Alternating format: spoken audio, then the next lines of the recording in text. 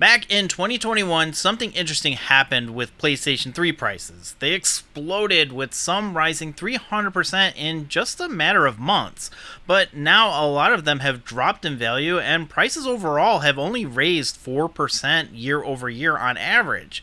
So it seems like game prices have finally settled down. Is the craze over?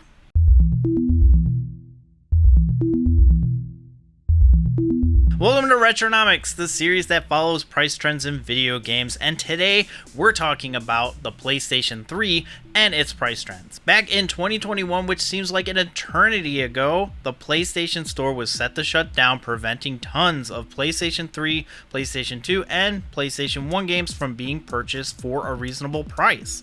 The shutdown triggered a demand for physical games, and suddenly games that go for like $30 like Puppeteer were going for over $130. Today, prices are a bit more reasonable, but that doesn't mean that prices are cratering. It just means that it's a bit easier to collect games if you're a collector on a budget.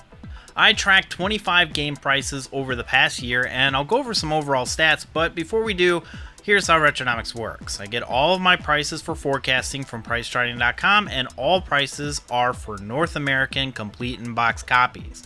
I also include how many copies per week are being sold, along with the price change and percentage change from last year. I also take a look at eBay available and sold listings to determine if the prices will go up, down, or stay the same. If you like this type of content, please like the video and comment what your favorite PlayStation 3 game is. It really helps the video and the channel grow to a larger audience, and Retronomics isn't that search friendly, so every bit of help from you guys helps a ton, and it's absolutely free. Now, time for some PlayStation 3 stats. Around this time last year, there were 81 items listed on PriceCharting.com over $100. 123 items were between $50 and $99, and 1,566 items were under $50. Now, when you compare to this year, 91 items listed on PriceCharting.com are over $100, 111 are between $50 and $99, and 1,566 items are below $50, which means that the biggest price changes happened with games that were already between $50 and $99. At least at surface level. There's a lot of things on PriceCharting.com for the PlayStation 3, as you can tell, but it tracks with previous systems that I've covered on the channel. Just looking at some of the game price changes, a handful of items just doubled in value rather than just creeping from $95 to $100. Armored Core games, for example, are ones that doubled in price, which I'll go into a little bit later on in this video, which actually is coming right up. I asked my subscribers for game suggestions, and I collected 25 of them. If you want to provide input on my Retronomics episodes, make sure that you're subscribed so you won't miss any of my community posts when I ask for suggestions. Now, let's get into some price trends. Let's start out with the PlayStation 3 console, and there are a lot of variants, but I'll go with the PlayStation 3 Slim 120GB since that's the one that I have. The complete in-box price is listed here, but if you don't care about the box, they're considerably cheaper. The Slim model is significantly smaller than the original and in a lot of cases more reliable. While the Slim is only backwards compatible with PlayStation 1 games, it's still a great affordable PlayStation 3 for everything else. I'd consider buying one now because as time goes on, these might become unreliable. Puppeteer has pretty much leveled off since its peak in April of 2021 and has actually dropped a little bit more since last year.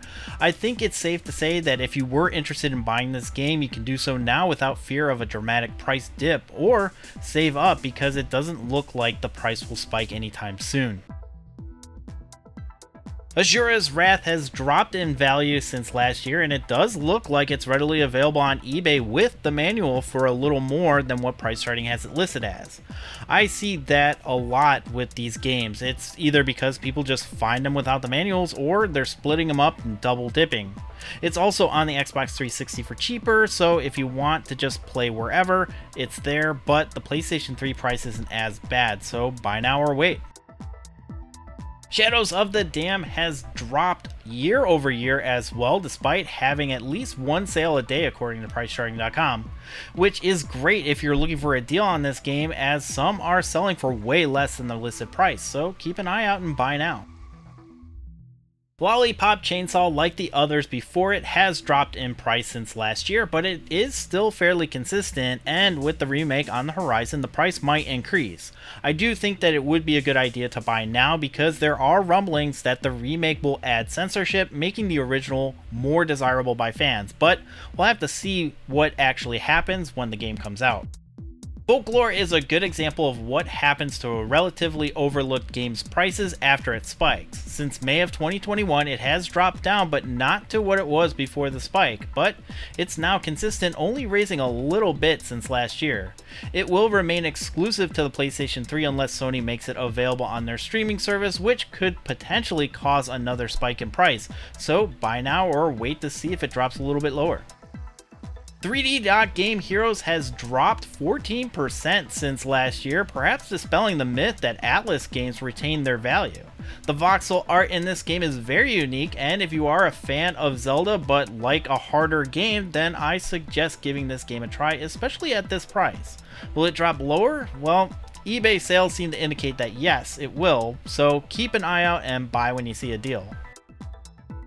Yakuza Dead Souls is the first game on this list that has risen significantly, about 30% year over year, and it makes sense. It's exclusive to the PlayStation 3, and the Yakuza series has been increasing in popularity over the past few years, so I would consider buying it now rather than waiting to see if it will drop in value. El Shaddai has been steadily declining in value since October of last year, despite the announcement of an HD remake. This is one that hasn't been selling as often as the others on this list, so prices might drop even further if a physical copy for the Switch is announced. Wait to see if it drops lower, but the current price is pretty reasonable. Splatterhouse has also dropped year over year about 17%, but it's remained steady with a couple of fluctuations month to month. It's $15 cheaper on the Xbox 360 if you want to go that route. There aren't many copies available for the starting price, so plan accordingly. Buy now or wait. Silent Hill Downpour has remained relatively consistent since its peak back in 2021, with minor fluctuations along the way. It barely increased year over year as well. The new Silent Hill announcements didn't really have an effect on the price either, so I think it's a good idea to buy now or just wait a little bit longer to see if a great deal pops up. Aquapazza is another Atlas published title that has dropped in value from last year, but it remains relatively consistent. It's important to mention that these games aren't dropping 15% a month, but they are dropping a couple of bucks here and there with some spikes in between. I think this is going to be the trend going forward, so buy now or wait. Fighting Climax hasn't cracked $30 for the entire year, so what are you waiting for? Buy now or wait.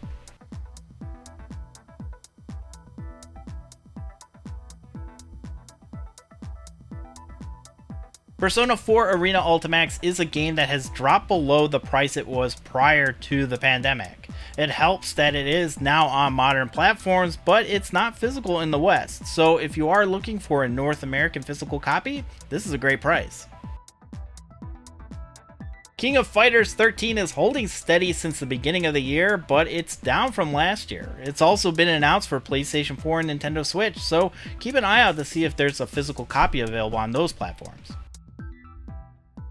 JoJo's Bizarre Adventure All-Star Battle has been released on modern platforms, and the price of the PlayStation 3 version reflects that, dropping over 40% since last year, and it now joins Arena Ultimax as a game that has dropped below its pre-pandemic price, so buy now or wait to see if it drops lower. Rambo the video game has remained steady for an entire year, so I would consider picking it up now or later. It's still a late in life title, and it's a licensed movie game that might be difficult to re-release in the future. Just keep an eye out. Blitz the League has risen over 35% since last year, but it still hasn't quite made it to what it was in 2021. I think the main issue with this price bump is that the NFL Blitz cabinet from Arcade1Up removed late hits, which caused a lot of people to look up unaltered Blitz games. While this one doesn't have the NFL license, it is the most expensive non-special edition Blitz game, so buy now if you were on the fence with this game. Africa has risen in value over the past year, and it seems like this will be the price trend going forward. While it has risen 14% year over year, it's down from the highest peak it was in February of this year. Africa is one of the genuinely rare games, but it is an acquired taste, especially for the going rate, so buy now or wait. Ratchet & Clank Into the Nexus has dropped over the past year, but has more or less settled for the past couple of months, dropping a few dollars here and there. Under $30 for a Ratchet & Clank game seems like a fair price to pay, so if you are looking for an inexpensive PlayStation 3 game to add to your collection, you can buy this now with no regrets. Dragon Guard 3 spiked really high in 2021 and cratered almost as fast as it rose. The price is slightly higher than it was before the spike, but honestly, it's not that bad compared to other titles that spiked and then just leveled out. The price hasn't fluctuated wildly since the end of 2021, and I don't think that we'll see a price fluctuation in the next 6 months or so buy now or wait. Alice Madness Returns is the sequel to the 2000 hit Alice made by American McGee. It takes a whimsical world of Alice in Wonderland and makes it a gritty, dark world. Something that wasn't entirely popular at the time. The sequel was made in 2011 and it wasn't as popular as the original, but it was still a good game and a welcome sequel. The price of this game was consistent for a while until it was announced that American McGee would not be able to secure the rights for a third game from Electronic Arts. And this is the last Alice game, so maybe buy now or check for a deal. The game is still pretty common, so be patient. Armored Core for Answer is part of the Armored Core series, which is getting a new game on modern platforms. Armored Core for me has always been one of those series that I was aware of but not generally interested in, and now the hype kind of has me interested. It has been 10 years since the last Armored Core game, so naturally there's a rush to see what the hubbub is about. As a result, the price of these games, especially this one in particular, has doubled since the beginning of the year. Maybe wait to see if the price cools as other games have shown to do. Way of the Samurai 3 is part of a series that's been dormant for over a decade, and it's relatively inexpensive if you want to give it a shot.